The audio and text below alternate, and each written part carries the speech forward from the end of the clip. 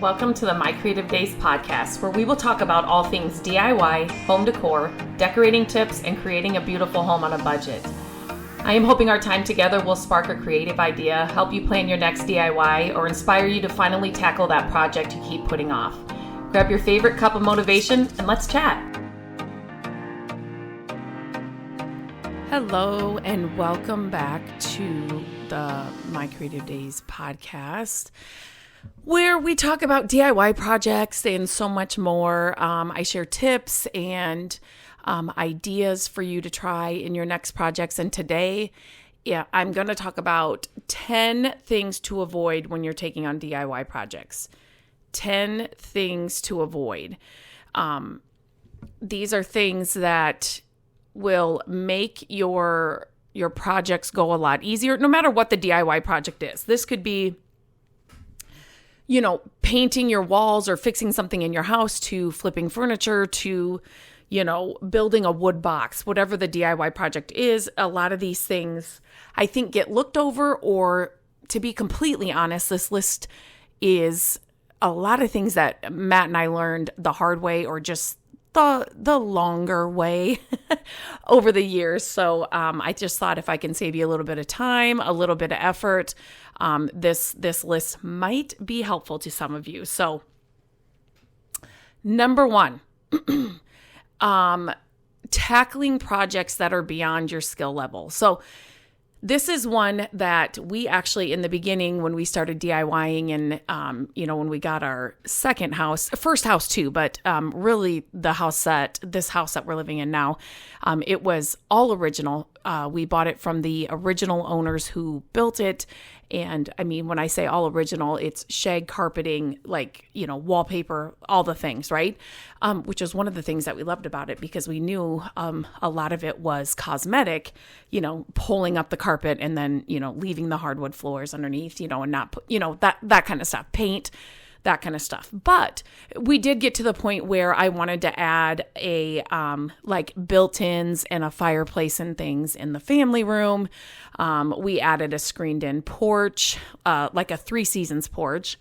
And we just added a mini split, this was like last year, but a mini split into that porch. And I am telling you, this is totally sidebar here, but what an amazing little thing to have back there. If you have ever thought about a mini split, message me. I wrote a whole blog post about it, and the one we got the DIY one. It was easy to set up. It's really, for what it gives you, inexpensive. Oh my goodness. So anyway, but we added the back porch onto the house. There were some extra cabinets and things.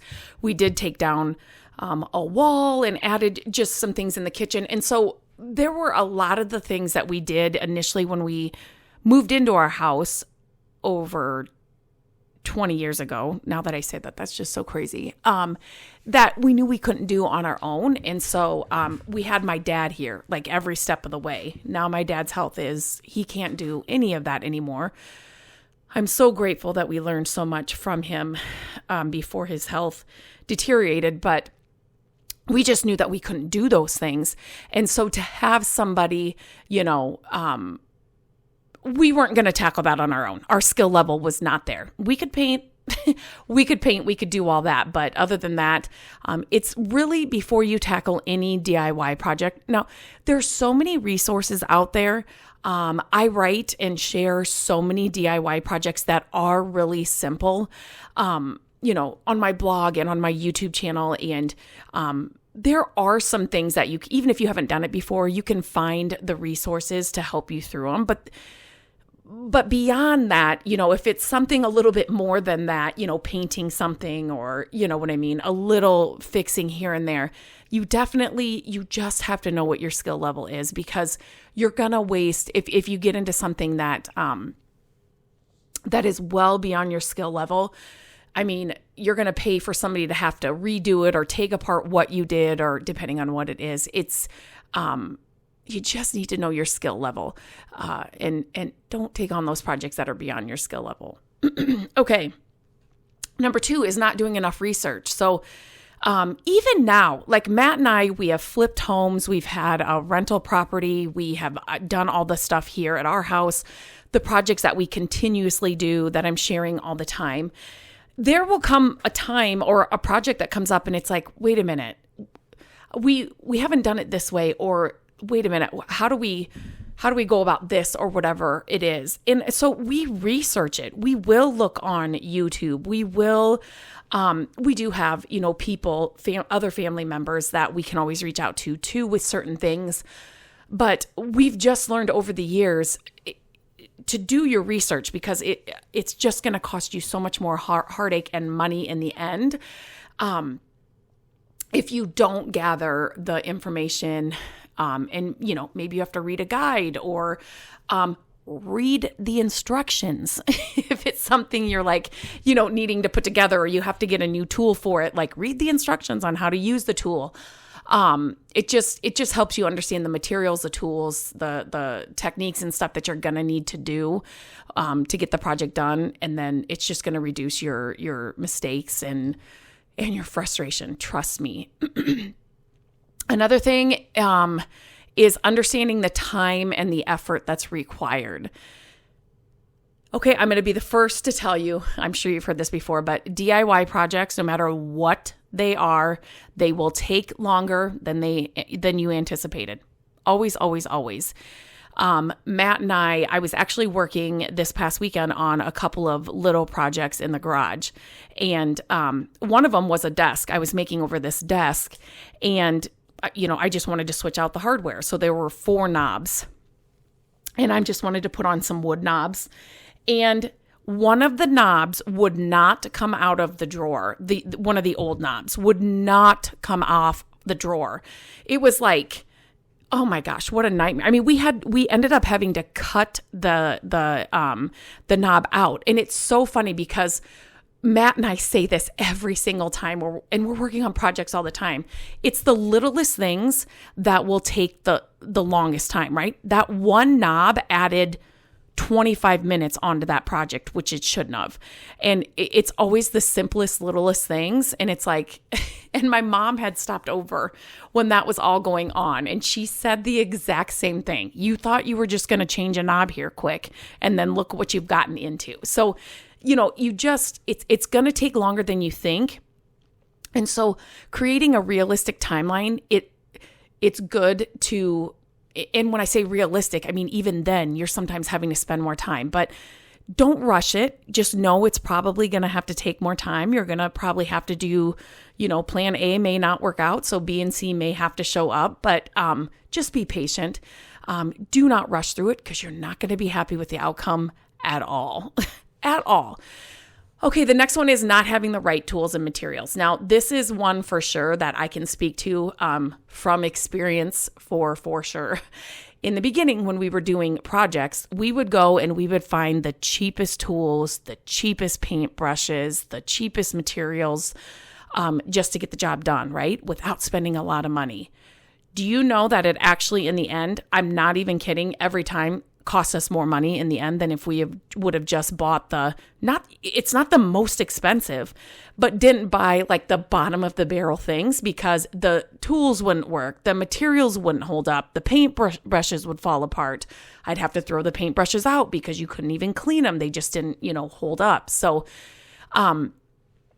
you definitely want to make sure you have the right tools and the materials,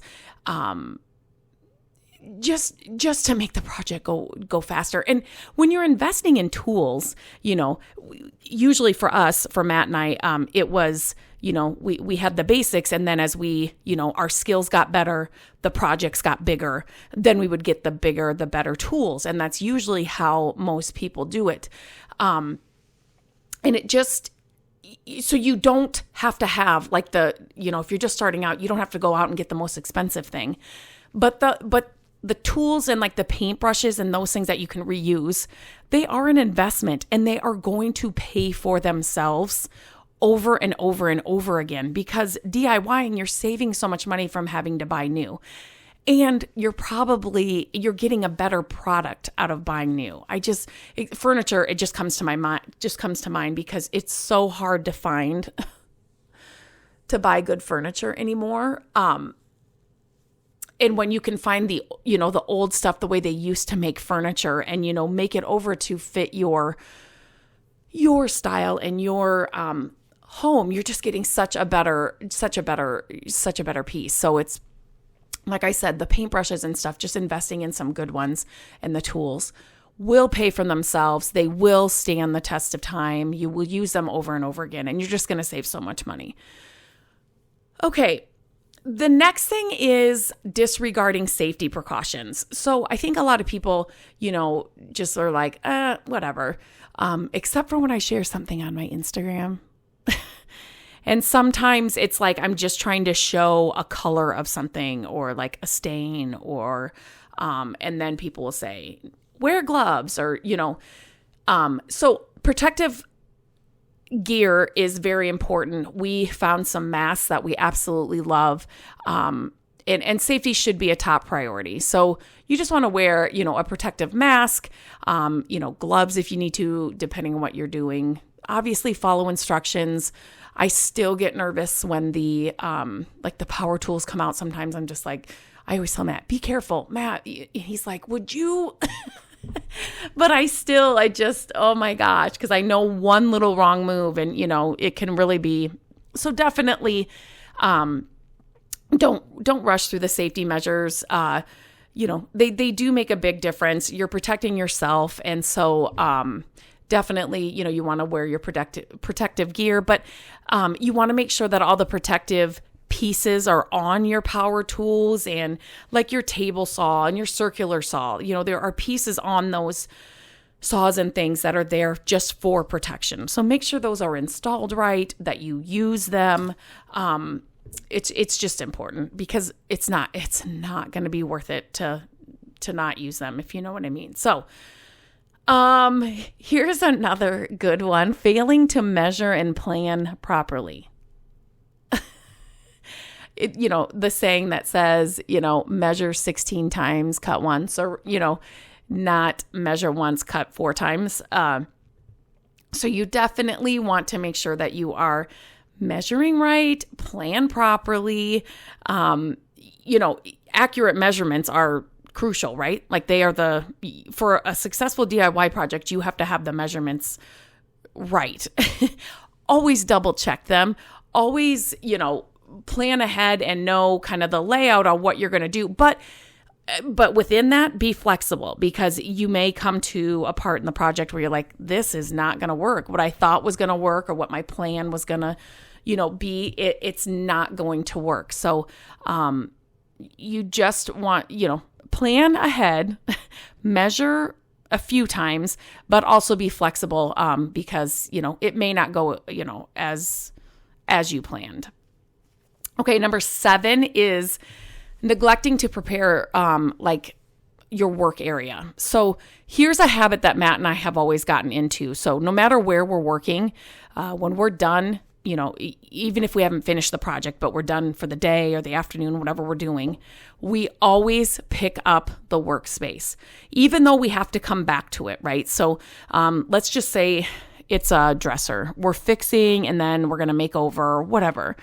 If it's in the garage, well, number one, I always want the cars in the garage. And so for us to have that happen, we have to clean up the space. But it also then sets us up for the next day or the next time that we're going to get back to this project. So we're not wasting a bunch of time like trying to get the workspace set up or having to clean it up. There's not something with me, and this is like inside my house as well. But if my house isn't clean and like organized and put away, I have a hard time being creative or like starting a project. Does that make sense? So like if I want to do, like a big project in the house, or I want to do, maybe I'm painting a table inside the house or whatever. I like my space around me to be all clean, put away.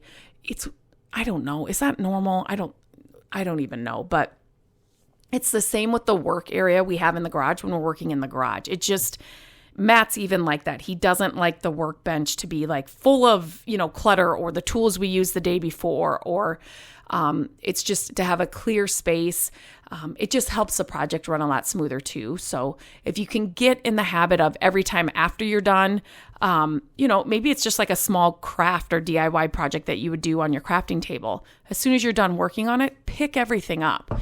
I'm telling you, it just it's like mentally makes it better. And obviously physically when you're working on the projects, it makes it that much better. Okay, I'm just going through my list here. I've talked about this one a lot. Number 8 is skipping the prep work. I'm telling you, especially like I'm thinking about furniture flipping. If you rush through the prep work, you're going to get subpar results. It is what it is. So you need to take the time to prepare the surfaces. Maybe it's prime your walls, fill nail holes, or whatever it is, depends on the project. You just need to do the necessary prep work, so that the end finish just looks like, pristine, and it just looks like you did it right. So don't skip the, prep work. Okay. Number 9, I kind of talked about this, is not seeking help when needed. Don't be bullheaded about it, or we all need help with different things, right? You want to make a new recipe. Well, you look online or you look through your cookbook to get a recipe. You need help with that, but it's the same thing. So if you're doing a new project or you just kind of hit a bump in a road, seek help. There's, like I said, tons of resources online. If you have family members that know what they're doing, if there's, favorite people you follow on social media that do this kind of work, reach out to them. Don't not seek help. You need to seek out help when you need it. So don't hesitate to ask for, assistance from, if maybe it's a professional, maybe it's just somebody that, shares the content online, whatever it is. Maybe it's a family member. Just a little bit of help or a little bit of advice from people that have been there and done that will take you a long way through that project. Number 10, this is a good one. So neglecting to enjoy the process. DIY projects are meant to be fun. They are meant to be like,